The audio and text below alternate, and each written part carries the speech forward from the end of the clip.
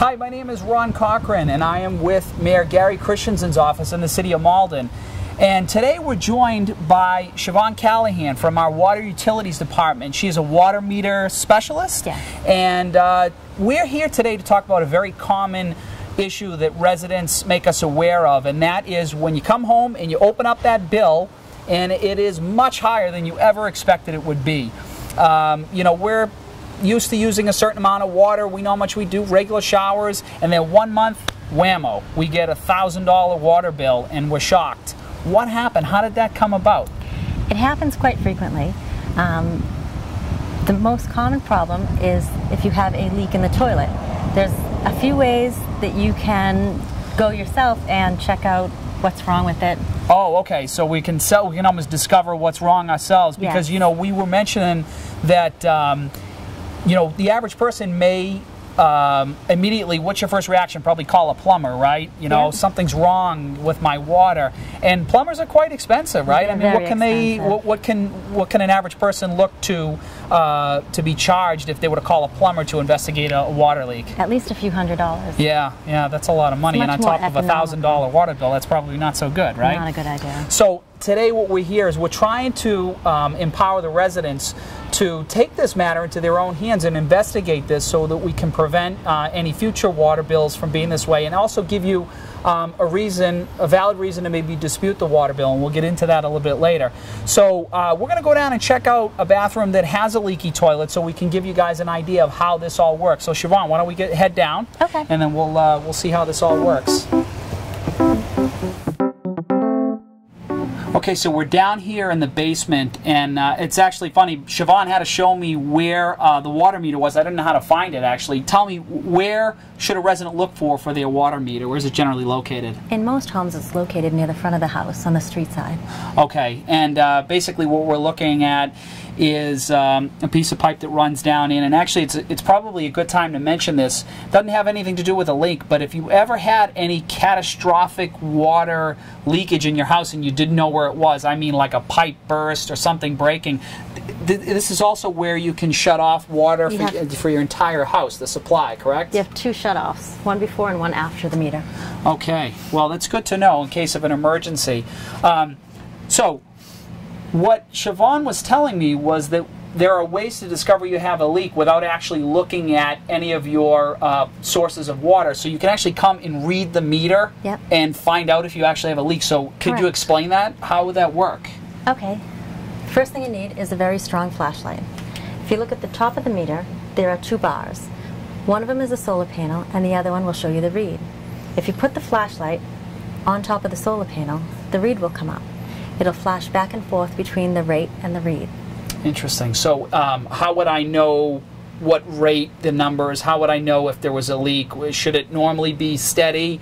You know, would you have to shut off water first? I would go through the house and make sure that no one's using water. When you're sure that no one's using water, you would come downstairs and there should be no movement at all. Okay, so if you're living in an apartment, let's say, you have to make sure that you'd have to, well, if you were the landlord, you'd have to make sure that all your tenants have complied and they've shut all their water down. Single family, it's obviously a little easier. You go around the house, you look for any sources of water running, shut them all down, and then you have complete water silence, so to speak, right? Yes. And that is where you get your baseline read from the water meter to see if you have a leak, correct? Yep. And if you have a constant leak, the number on the read will change. Okay, that's good to know.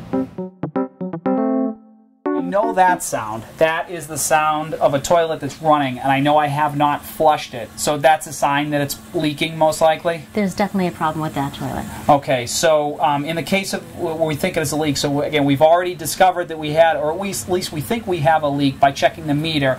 Now we're coming to the source of where these things could happen. So tell me, what types of leaks can a toilet have, and how can we address it? Let's start maybe with this one. If you could take a look and let me know. We're going to come in and take a look at the back of the toilet. Sure. You take the cover off, and as you can see, the water level is too high, and the water is going into the top of the overflow. This here is a switch, so as the water level comes up, it should shut off. But if it's too high, it'll never shut off, and you'll constantly have water going down the overflow. Okay, so if I discovered this myself, first thing I'm doing is calling a plumber. You're telling me I don't even have to do that, right? This is something I can adjust myself? Correct. Okay, maybe you could show us how to do that. All right, it's very simple. First thing you have to do is turn this. Okay, I see you're lowering it now, so that has to be a certain number of, is it a little bit below the level of water? Yep, if you lower it to at least half an inch below the top of the overflow tube, you should be fine. And then it'll stop where it needs to and it won't run. Yep, and that will stop your leak. So leaky toilet issue number 1 solved. Correct. Thank you, Siobhan. Is there another possibility of a leaky toilet? What other things can happen? There is. Sometimes when the seals are not setting right, or if they're corroded, then water from the tank will constantly go into the bowl. Okay, will it sound just like the other one, or could it even be silent? They call that the silent leak. Okay, yeah, and that's something that we don't know. And again, by the help of our water meter, we've discovered something. So how do we discover that we have this kind of leak? Well, what you can do is go up to City Hall, and on the 5th floor, you can get some of these tablets. At the Water Utilities Department? Correct. They have them, and these are free? Yes. Oh, this is great. So how do we? How does this work? You open this up, you drop them in the back,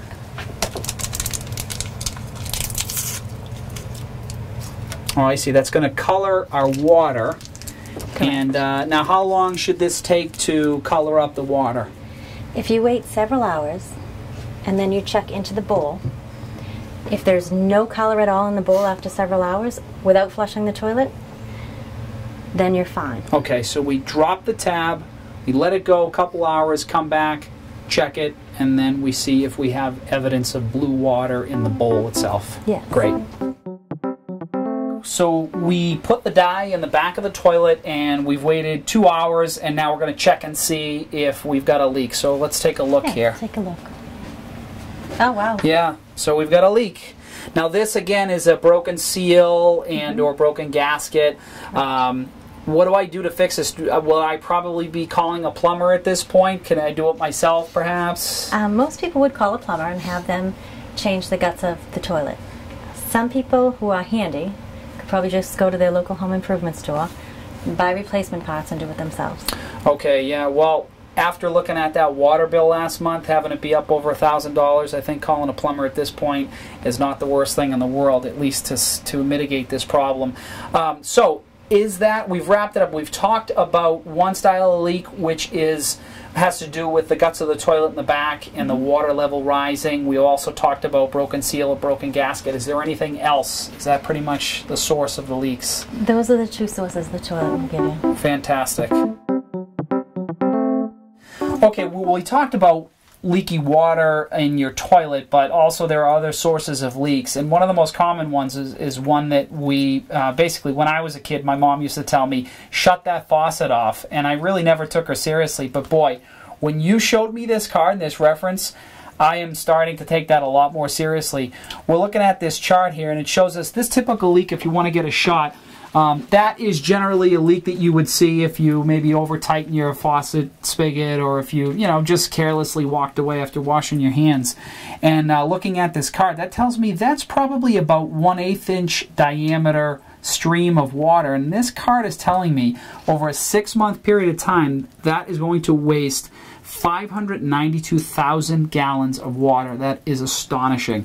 And as we go up the line here, 3/16 of a stream is at 1,332,000, and then the whopper, 1/4 inch of a stream, which is probably more about this level right here. That's going to get us 2,363,000 gallons of wasted water. Wow. That's a lot of water. That is, and it's a lot of money, too, if you don't take care of this problem.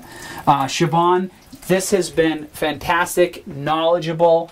I really am excited to show this to the residents of Malden, to help them out, to empower them, to take hold of a problem that's common.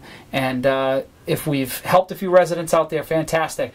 With Siobhan Callahan from the Water Utilities Department of the City of Malden, my name is Ron Cochran. I'm in Mayor Gary Christensen's office. Thank you very much. Thank you.